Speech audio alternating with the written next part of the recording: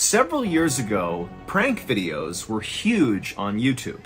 Basically, a prank YouTube channel would go out in public and they would do something to some unsuspecting person and they would film it, and that video would get tons of views on YouTube. Well, during this prank heyday, there was one YouTube channel that pulled off a prank that really stood out amongst the thousands and thousands of others that were getting pumped out during this time. And the reason this particular prank stood out was because 1, it was masterfully planned, 2, it was brilliantly executed, and 3, most memorably, it had massive intended and unintended consequences.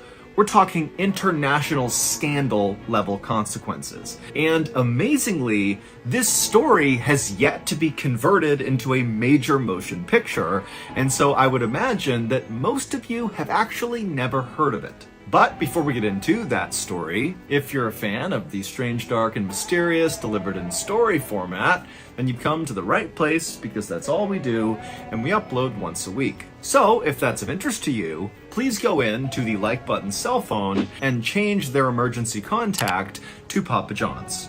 Also, please subscribe to our channel and turn on all notifications so you don't miss any of our weekly uploads. Okay, let's get into today's story. On the night of February 12th, 2017, a young woman named Siti Aisyah saw something coming over to her that surprised her so much that she gasped and she put her drink down on the bar. The bar she was at was called the Hard Rock Cafe in Kuala Lumpur, which is the capital city of Malaysia. This night for Siti had already been one of the best in recent memory, but now it was getting even better because a waitress was walking over to her carrying a birthday cake with a candle lit in the middle, and Siti knew it was for her. So she stepped forward kind of bashfully, and all of Siti's friends who were there with her kind of formed up around her, and as the waitress came over to Siti, the friends all immediately began singing happy birthday to Siti. It was Siti's 25th birthday, and she could not believe how far she had come. Here she was in this beautiful American-styled restaurant, surrounded by her friends, who were these big TV show producers, and tonight they were throwing a party for her, something that did not happen often in Siti's life to this point. After Siti's friends finished singing happy birthday, Siti leaned forward and she blew out her candle, but she didn't even make a wish before she blew it out, because to her, she felt like she had everything she had ever wanted. And so instead, as she blew that candle out, she just made a point to feel incredibly grateful for the life that she now had. Because not long ago, Siti's life looked very different. Siti had grown up in a tiny town inside of a jungle in Indonesia. She was the youngest of 3 children, and her parents were very poor farmers that barely made enough money to provide shelter and food for their kids. In fact, Siti's parents were so poor that they couldn't afford to send her to high school. They needed her to stay home and go to work to help support the family. Siti would end up getting married and she would have a son with her husband, but her husband would divorce her and not provide any support for their kid. And so suddenly Siti was the single mother trying to look out for her son while also trying to provide for her parents and her other siblings. And eventually it became so difficult to find enough work to provide for all these people that Siti was forced to go abroad and look for work elsewhere outside of Indonesia, which meant she had to leave behind not only her parents and siblings, but also her son. Her son had to stay with her parents. Siti would ultimately find work as a masseuse in a hotel in Malaysia called the Flamingo. Now, Siti really did not like this work at all, but it paid well enough and she needed the money badly enough that she decided to just keep on doing it. Sometimes Siti, like a lot of the other girls that she worked with at the hotel, would daydream about being discovered as a model or a singer or an actress and getting taken away from this life to a life of luxury and wealth and leisure. But Siti never really expected that to happen. Next to Siti at the bar was her producer, whose name was James. And James had his arm around her and he suddenly flashed her his cell phone and he kind of pointed to the screen. And Siti looked at it and she saw there was a text message from someone, but it was in a language that she didn't recognize. And she asked James, what is that? And James grinned at her and said, "This is my boss telling me that you're already a superstar in Korea." And when Siti heard this, she was totally embarrassed, but also really excited. Siti had met James about a month ago in January of 2017 when Siti and some of her friends from the hotel had decided to go out for the night. Now, Siti very rarely went out. She basically worked and slept and then sent home her money to her family. But for whatever reason, she had been convinced by her friends to go out and have a good time. And so she was all dolled up and she and her friends were standing in line to get into a bar when a very handsome man wearing a suit, James, walked up to Siti and said, "Have you done any acting?" And Siti, wearing her best clothes with her friends, she suddenly felt bold. And she told this guy, who she didn't know, that, "No, I haven't, but I'd like to try." And so James asked her if she'd come with him, and she said okay.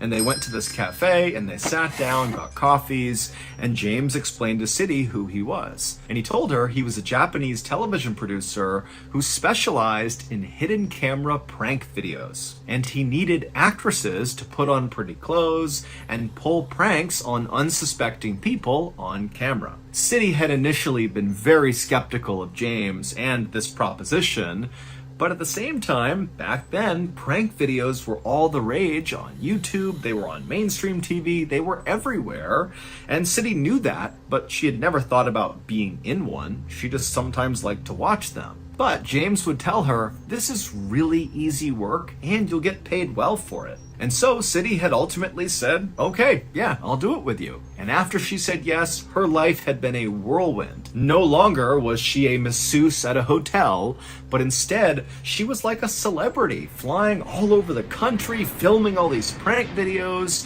And James's bosses were so pumped, they kept messaging him, telling him how amazing she was, and how every video she was doing was outperforming anything they hoped it could do. I mean, everything was going perfectly. Siti took a few more bites of her birthday cake, and then she checked her watch and saw it was almost 10 p.m., which for James and her other friends might be early, but for Siti, that was pretty late. Plus, she had already had a lot of alcohol that night, and so that was making her more tired. And so she told James and the others she was going to leave. She thanked them for the party, and then she headed out and went to her hotel. As soon as Siti was in her room, she immediately called her mother. Siti and her mom talked all the time, sometimes multiple times a day, and this night, Siti just really missed her mom, and she really missed her son.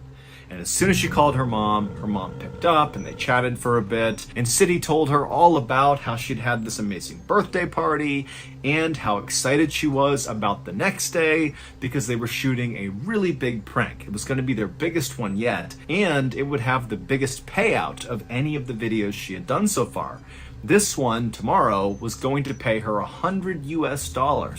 And Siti told her mom, "Don't worry, I'm sending all of it back home to you all." Siti's mother was so thankful and so excited for her daughter, and she said, "That's wonderful, get a good night's sleep, and I'll be thinking of you tomorrow." And after that, Siti talked to her son for a couple of seconds, and then they hung up, and Siti crawled into bed, she turned off the light, and she tried to sleep, but she couldn't. She was too excited about tomorrow's shoot. She and James had been talking about this particular prank for the last week, and they'd been rehearsing it over and over again, and now here she was on the precipice of actually doing it in real life. The pranks that Siti did were all pretty similar and pretty simple. She and James would go to some train station or some hotel or some other public area, and they would identify an unsuspecting older man, and then Siti, all dressed up, would go up to this guy while she was being filmed at a distance, and she would either kiss the man on the cheek or spray him with perfume or rub chili oil on his hand, and then she would giggle and run away, and then the camera crew would zoom in on the man's face as he's kind of bewildered and trying to figure out why that had just happened. But tomorrow's prank, even though it was pretty similar to the ones she had done, it would be the first time she'd be working with another actor. In fact, two other actors. One of the actors was a woman who would be doing the pranking with Siti, and then their target, the unsuspecting man, was also an actor. James and the Japanese television production company had insisted that for this prank to work, this guy really did need to be in on it. Siti had already met and rehearsed a couple of times with the other woman who she'd be doing this prank with, but she had not met the third actor, the unsuspecting man, yet. She'd be meeting him the next day, actually during the prank. Siti would eventually fall asleep that night, and then her alarm would go off fairly early the next morning, and when it did, Siti immediately got out of bed and she got dressed in a dark form-fitting outfit. She put on some red lipstick, and then she hustled out of her room, downstairs, and out of the hotel to meet James, the woman actress she'd be working with that day, and the other producers who were involved in the production. Then, as a big group, they hopped in a cab and went to the international airport where this big prank was going to take place.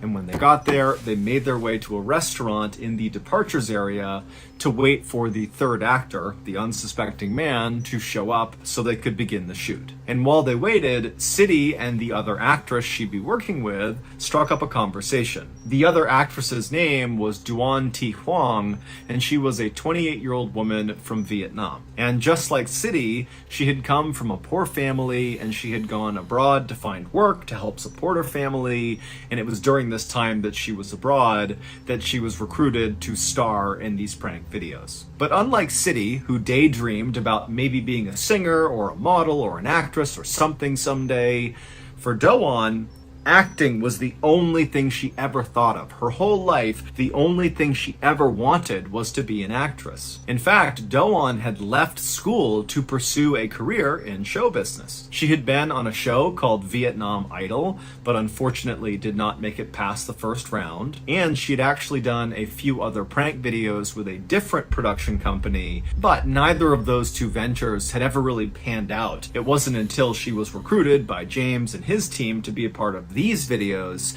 that Doan finally felt like she was on the right track. And as they talked, Siti couldn't help but feel like Doan was just a little bit weird. She did like Doan, she had no issues with her, but Doan had chose to wear for this big shoot today a very childish outfit. Instead of wearing something similar to what Siti had on, which Siti imagined she would be, Doan was wearing this weird childish looking t-shirt that just said LOL on it, and she was carrying around with her everywhere this huge oversized teddy bear. But Siti just chalked it up to, maybe James and the other producers told Doan to dress this way, and that's why. The group took their time at breakfast inside of this restaurant, just waiting for this third actor to show up. And finally, at 9 a.m., so after an hour of just sitting there, one of the producers actually said, "Hey, there he is right there." And so Siti and Doan and James, they looked out into the very crowded area, and sure enough, where the producer was pointing was this guy who looked exactly like all of their other victims. He was this middle-aged, stocky guy carrying a briefcase who totally blended in with the hundreds of other people out there. And the producers told Siti and Doan that it looked like this actor had already begun the scene. He was already heading over to the self-check-in kiosk, which was like the start of this prank.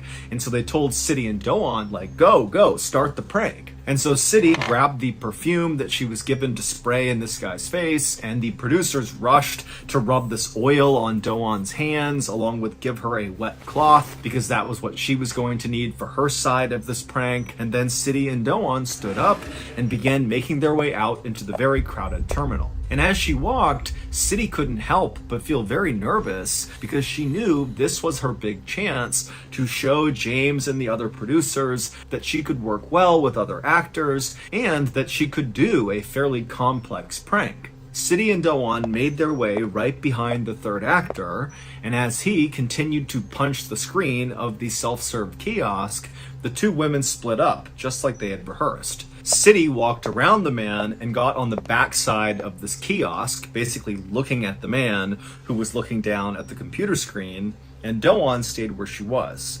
And then Doan looked up at Siti and nodded, which was the signal, at which point Siti rushed forward right in front of this guy, who looked up and acted surprised, and then Doan ran up behind him and grabbed his face and rubbed her hands and that wet cloth all over his face. And then Siti, as soon as that was happening, sprayed the perfume on the guy's face as well. And then the two women kind of giggled and said sorry, and then walked away in separate directions. As Siti walked to the bathroom to wash the perfume off her hands, she was very conscious of the fact that she was still very likely being filmed, and so she checked her hair a couple of times and made sure her clothes were just right. And then she disappeared into the bathroom, she washed her hands, and then she looked up at the mirror and she smiled because she knew she had nailed this prank and she was going to be a star.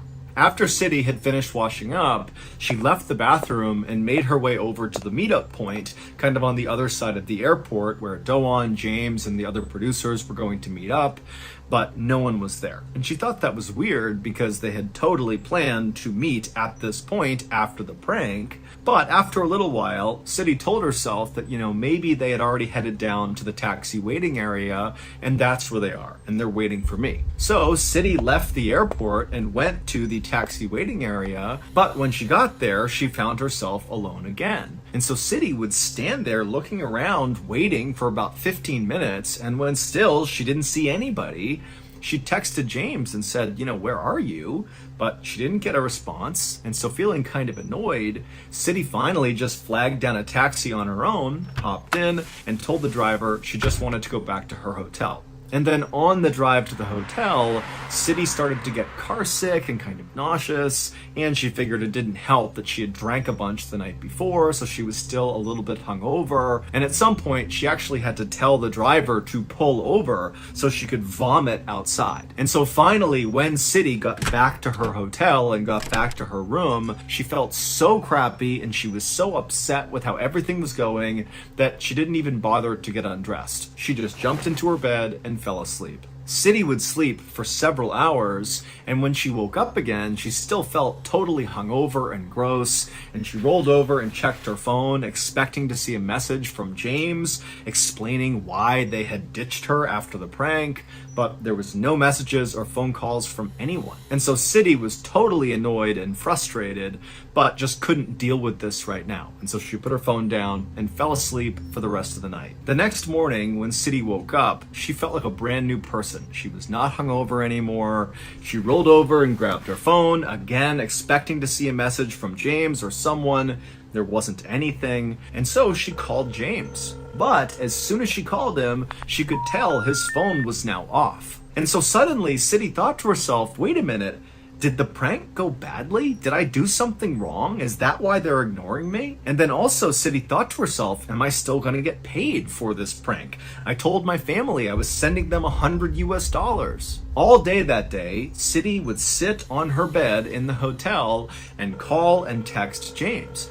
But James never got back to her. And Siti did not have the contact info for the other actors or the other producers. And so she was just totally stuck, not really sure what to do. And she just couldn't understand it. I mean, even if it had gone really badly, if she had blown that prank for some reason, she had spent the past 4 weeks with these people, specifically James, flying all over the country with him, going to dinners with him. He had thrown her a birthday party. They had all these long conversations about life. What could she have possibly done that would warrant this kind of treatment? And so by the end of that day, when still Siti had heard nothing, she just felt totally heartbroken and embarrassed and decided, you know what? I'm done with those people. Tomorrow I'm going home to my family. And sure enough, the next day, Siti got up, she grabbed her things, she checked out of the hotel, she headed to the airport to fly back home. But as she was going through security, she heard all this commotion behind her, and she turned and she saw 6 heavily armed police officers sprinting in her direction. And so instinctively, Siti tried to get out of the way to let them run past her. But instead of the men running past her, they ran right up to her, grabbed her, flipped her around, and put her under arrest. And immediately, Siti's like, oh my goodness, this is what's been going on. They've been ghosting me for 2 days here because they were setting me up for another prank. I'm part of the prank now. James must be nearby filming, and they've sent these fake police officers to arrest me. And so this is all going to be on the show. And so, feeling totally relieved, Siti began to laugh and said to one of the officers, "Oh, so this is a prank, huh?" And the officer was like, "No, this is real. You are under arrest." And when he told her what she was being arrested for, Siti nearly fainted. Here's what really happened during Siti's last big prank. After Siti and Doan had run up on the third actor and Doan rubbed that towel on his face and then Siti sprayed him with perfume, the two women had then disappeared into the crowd, and then the third actor just stood there staring blankly. And then he had kind of stumbled away from the kiosk over to a receptionist where he told her that he was feeling really dizzy. The receptionist could tell this guy definitely needed help. He was unsteady on his feet, his face was all wet, and he was speaking kind of frantically. And so she grabbed a few employees of the airport and they clustered around him and began walking him to the medical clinic that was in the airport. And as they escorted him to this clinic, the man began saying he was in so much pain, and he kept walking slower and slower. And then finally, when they actually got him inside this clinic, just a couple of minutes later, he was on the ground having a seizure. Immediately, the medical staff rushed to the man's aid, and they injected him with the medicine to stop the seizure. And then with the help of airport staff, they lifted him up, put him on a stretcher, and then rushed him to an ambulance that was supposed to take him to the hospital. But he would die on the way there. Siti and Doan had no idea this had happened to the third actor after the prank. The two women had gone into separate bathrooms and then basically just missed each other. They came out staggered to the meeting point and they didn't see anyone. They both went down to the taxi waiting area thinking that's where everyone had gone. And again, Siti and Doan just didn't see each other and they both got in their own taxis and went back to their own hotels. As for James and the other producers, the reason they were absent after this prank had ended is because they planned to be absent after this prank. As soon as they saw Siti and Doan pulling off this prank successfully, they all got up from that restaurant and promptly rushed to board planes that would take them out of the country. Because James and these other producers were not really producers. They didn't have a prank show. It was all a charade. In reality, they worked for the North Korean government, and James, whose real name was Ri Ji-woo, had been tasked by the North Korean government to recruit gullible women, aka Siti and Doan, to participate in a top-secret mission that could easily get them killed. In fact, this mission was so sensitive and so dangerous that James and his other TV producers had to live undercover for weeks with Doan and Siti kind of slowly convincing them that this was all legitimate and that what they were going to do was just a prank, not a top secret mission. Siti and Doan had both been recruited by James because they both were vulnerable and poor. Siti was also known to be very naive and believed anything she was told, and Doan was very immature and childlike and overly trusting. All the prank videos that Siti and Doan had been independently filming with James and their crew in the weeks leading up to this big final prank had not been episodes of a prank show. They were actually doing pranks on actual unsuspecting people, but it was all rehearsals. James and his crew wanted to make sure that Siti and Doan, one, thought this really was a prank show, and two, that they were able to actually do the prank, that they wouldn't chicken out at the end. And on the morning of February 12th, 2017, the day of the big prank, which in reality was the big secret mission, the perfume that Siti was given was not really perfume, and the oil that was rubbed on Doan's hands was not really oil. They were the ingredients for a deadly nerve gas called VX. Now, separately, these ingredients would not have harmed either of these two women. But when you combine those ingredients, that's when it turns into a deadly poison. And so that was why Siti and Doan had been told to do this prank together, because James and his crew needed them to mix the VX gas on their target's face. And the target was not an actor. His name was Kim Jong-nam, and he had no idea what was going on when Siti and Doan touched his face and sprayed him with perfume, but he was dead within 20 minutes, and his death would have been exceptionally painful. It would turn out Siti and Doan had been tricked into participating in one of the biggest political assassinations in recent history, because Kim Jong-nam, the target, was actually the exiled brother of the leader of North Korea, Kim Jong-un.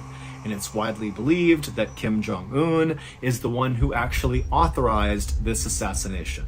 Both Siti and Doan were initially charged with murder in Malaysia, which comes with an automatic death sentence, but those charges were quickly dropped when it was discovered that these two women were clearly victims as well. Surveillance video at the airport shows Siti and Doan handling the extremely deadly nerve agent ingredients so casually, and then after they pulled off their prank, which meant they now had VX gas on their hands, they casually were touching their hair and touching their clothes. It's obvious they have no idea what they're doing. The sickness that Siti started to feel after the prank was not a hangover. Those were symptoms of VX gas poisoning. It just wasn't enough to kill her. Neither James nor any of the other TV producers has ever been arrested, and to this day, North Korea still says they had nothing to do with this assassination.